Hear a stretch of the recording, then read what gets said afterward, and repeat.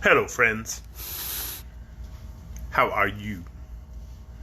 I am bald and beautiful. And it is time for another chapter of the Scarecrow of Oz. Book 9 in the Oz series. And this is... What's going on? I can hear you over there. So please don't lie to me. Okay.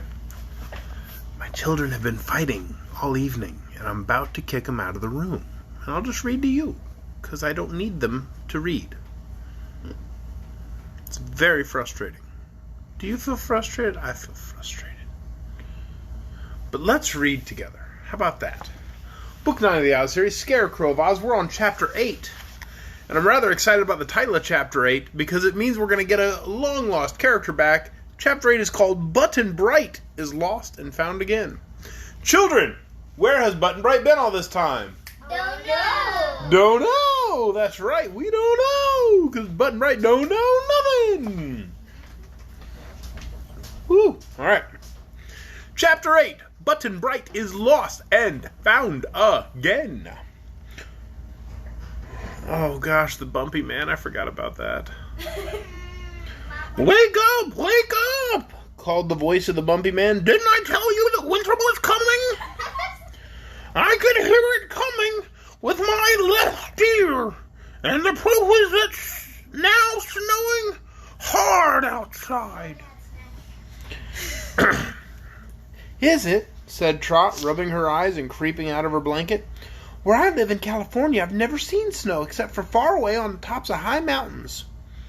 Well, this is the top of a high mountain, returned the bumpy one. And for that reason, we get our heaviest snowfalls right here. Little girl went to the window and looked out. The air was filled with falling white flakes, so large in size and so queer in form that she was puzzled. Are you certain this is snow? She asked. To be sure, I must get my snow shovel and turn out to shovel a path. Would you like to come with me? Yes, she said, and followed the bumpy man out when he opened the door. Then she exclaimed, Why, it isn't cold a bit. Of course not, replied the man. It was cold last night before the snowstorm, and now, when it falls, it's always crisp and warm. Trot gathered a handful of it. Why, it's popcorn, she cried. Certainly, all snow is popcorn. What do you expect it to be? Well, popcorn is not snow in my country. Well, it's the only snow we have on the land of Mo. So you may as well make the best of it, said he a little impatiently. I'm not responsible for the absurd things that happen in your country. When you're in Mo, you must do as the Momen do. Eat some of our snow, and you will find it is good. The only fault I find with our snow is that we get too much of it at once. With this, the bumpy man set to work, shoveling a path, and he was so quick and industrious that he piled up the popcorn in great banks on either side of the trail that led to the mountaintop from the plains below. While he worked, Trot ate popcorn and found it crisp and slightly warm, as well as nicely salted and buttered. Presently, Captain Bill came out of the house and joined her. What's this? He asked. Mo snow, said she, but it isn't real snow, although it falls from the sky. It's popcorn. Captain Bill tasted it, then he sat down on the path and began to eat. The orc came out and pecked away with its bill as fast as it could. They all liked popcorn, and they were all hungry this morning. Meantime, the flakes of Mo snow came down so fast that the number of them almost darkened the air. The bumpy man was now shoveling quite a distance down the mountainside, while the path behind him rapidly filled up with fresh fallen popcorn. Suddenly, Trot heard him call out, Good gracious! Mince pie and pancakes! Here is someone buried in the snow! She ran toward him at once, and the others followed, wading through the corn and crunching it underneath their feet. The Mo snow was pretty deep where the bumpy man was shoveling, and from beneath a great bank of it he had uncovered a pair of feet. Dear me, someone's been lost in the storm, said Captain Bill. I hope he's alive. Let's pull him out and see. He took hold of one foot, and the bumpy man took hold of the other. Then they pulled out from the heap of popcorn a little boy. He was dressed in a brown velvet jacket and knickerbockers with brown stockings, buckled shoes, and a blue shirtwaist that had frills down its front. When drawn from the heap, the boy was chewing a mouthful of popcorn, and both his hands were full of it. So at first he couldn't speak to his rescuers, but lay quite still and eyed them calmly until he had swallowed his mouthful. Then he said, "Get my cap!" and stuffed more popcorn into his mouth. While the bumpy man began shoveling into the corn bank to find the boy's cap, Trot was laughing joyfully, and Cap'n Bill had a broad grin on his face. The orc looked from one to the other and asked, "Well, who is this stranger?" "Why, it's Button-Bright, of course," answered Trot. "If anyone ever finds a lost boy, he can make up its mind it's Button-Bright. But how he ever came to be lost in this faraway country is more than I can make out." "Well, where does he belong?" inquired the orc. "Well, his home used to be in Philadelphia, I think, but I'm quite sure Button-Bright doesn't belong anywhere." "That's right," said the boy, nodding his head as he swallowed the second mouthful. "Everyone belongs somewhere," remarked the orc. "Not me," insisted Button-Bright. "I'm halfway around the world from Philadelphia, and I've lost my magic umbrella that I used to carry me anywhere. Stands to reason that if I can't get back, I haven't any home. But I don't care much. This is a pretty good country, Trot. I have lots of fun here." By this time, the mountain ear had secured the boy's cap and was listening to the conversation with much interest. "Seems you know this poor snow-covered castaway," he said. "Yes, indeed," answered Trot. "We made a journey together to Sky Island once, and we're good friends." "Well, then I'm glad to have saved a life," said the bumpy man. "Much obliged, Mr. Nobbs," said Button-Bright, sitting up and staring at him. "But I don't believe you've saved anything except some popcorn that I might have eaten had you not disturbed me. It was nice and warm in that bank of popcorn, and there was plenty to eat. What made you dig me out? What makes you so bumpy everywhere?" "As for the bumps," said the man, looking at himself with much pride, "I was born with them, and I suspect they were a gift from the fairies. They make me look rugged and big, like the mountain I serve." "All right," said Button-Bright, and began eating popcorn again. It had stopped snowing now, and great flocks of birds were gathering around the mountainside, eating the popcorn with much eagerness, and scarcely noticing the people at all. There were birds of every size and color, most of them having gorgeous feathers and plumes. "Just look at 'em!" exclaimed the orc scornfully. "Aren't they dreadful creatures all covered with feathers?" "I think they're beautiful," said Trot, and this made the orc so indignant that he went back into the house and sulked. Button-Bright reached out his hand and caught a big bird by the leg. At once it rose into the air and was so strong that it nearly carried the little boy with it. He let go of the leg in a hurry, and the bird flew down again and began to eat of the popcorn, not being frightened in the least. This gave Cap'n Bill an idea. He felt in his pocket and drew out several pieces of stout string. Moving very quietly so as not to alarm the birds, he crept up to several of the biggest ones, tied cords around their legs, thus making them prisoners. The birds were so intent on their eating they did not notice what had happened to them. When about 20 of them had been captured in this manner, Cap'n Bill tied the ends of all the strings together and fastened them to a huge stone so they could not escape. The bumpy man watched the old sailor's actions with much curiosity. "The birds will be quiet till they've eaten up all the snow," he said. "Then they want to fly away to their homes. Tell me, sir, what will the poor things do when they find they can't fly?" "It may worry 'em a little," replied Cap'n Bill, "but they're not going to be hurt if they take it easy and behave themselves." Our friends had all made a good breakfast of the delicious popcorn, and now they walked toward the house again. Button-Bright walked beside Trot and held her hand in his, because they were old friends, and he liked the girl very much. The boy was not so old as Trot, and small as he was half a head shorter, and small as she was, he was half a head shorter in height. The most remarkable thing about Button-Bright was that he was always quiet and composed, whatever happened, and nothing was ever able to astonish him. Trot liked him because he was not rude and never tried to plague her. Cap'n Bill liked him because he had found the boy cheerful and brave at all times and willing to do anything he was asked to do. When they came to the house, Trot sniffed the air and asked, "Don't I smell perfume?" "I think you do," said the bumpy man. "You smell violets, and all that proves is there's a breeze bringing up from the south. All our winds and breezes are perfumed, and for that reason we are glad to have them blow in our direction." The south breeze always has a violet odor. The north breeze has the fragrance of wild roses. The east breeze is perfumed with lilies of the valley, and the west with lilac blossoms. So we need no weather vane to tell us which way the wind is blowing. We have only to smell the perfume, and it informs us at once. It's hard to read and shake my head at the same time. Inside the house, they found the orc, and Button-Bright regarded the strange bird-like creature with curious interest.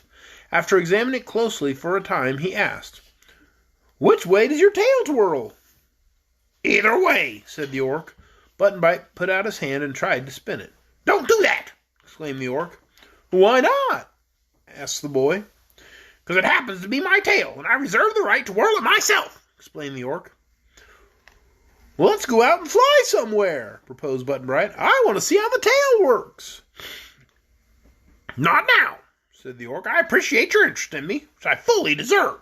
But I only fly when I'm going somewhere, and if I got started, I might not sleep." "That reminds me," remarked Cap'n Bill, "to ask you, friend orc, how are we going to get away from here?" "Get away!" exclaimed the Bumpy Man. "Why don't you stay here?" "Because Daddy doesn't want to do this voice forever." "You won't find any nicer place than Mo." "Well, have you been anywhere else, sir?" "No, can't say that I have," admitted the mountain ear.